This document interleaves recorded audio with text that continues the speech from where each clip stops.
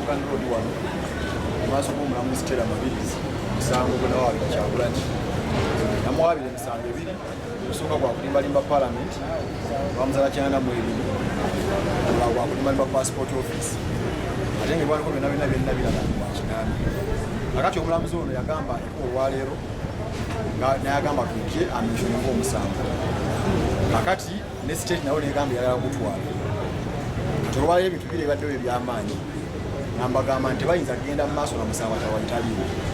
kuba musemateeka wa Uganda 28/5 kagamba omuntu yenna omusango oba olina kyomuwulyako omusango era obbaawo mu buntu oba ne oba looyawo kakati wano nga bagala basabibwa kutwala nga taliwo ane bagamba nti amateeka tegakikkiriza kubanga mu mateeka omuntu alina obbaawo newulira ebintu toyinza kujja mugamba nti njatwala musango gwo ate nga takola ki taliwo omulamuzi ne mulabula nti bayinza bamenya amateeka mabegakaawo babagakaawo omulamuzi omu yakkiriza omusango gwa kuteesa gavumenti okutwala nga kuteesa talabise ku kkooti ne kayihura bagukola talabise ku kkooti ne mugaa kati eno essaawa kati okugoberera amateeka kyegagamba okubira ebikadde byembaddengamu wano abantu bajja newasimanyi private prosecution bamenenga egufiira awo kati okusaba okwo nakwajja kukolako lulimi azagambye nga 28 okusaba okwokubiri okubadde okw'amaanyi kuba gavumenti egamba nti yala kutwala musango ekutwale ebeebuuza kati awo watwalidde ebbanga kubanga mbadde mbagamba nti oyo DPP eyewanamba alina power talina power musemateeka alina functions era ne mumulaga enjawulo wakati wa function ne power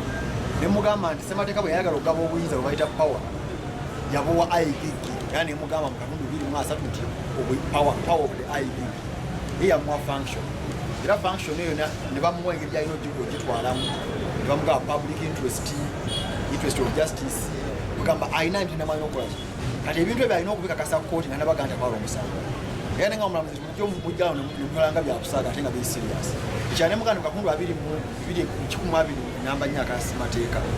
bano bastate awo ne bakolera ku biragiro bya DPP birina okuba nga biri direct kakati ne mugamba nti wano talina baluwa gyalaga nti DPP yamutumye ne mugamba ne mugwa Kayihura DPP yennyini yagaba instruction n'agamba ogwo mumutwale nolwoka bajja ne basaba okukolaki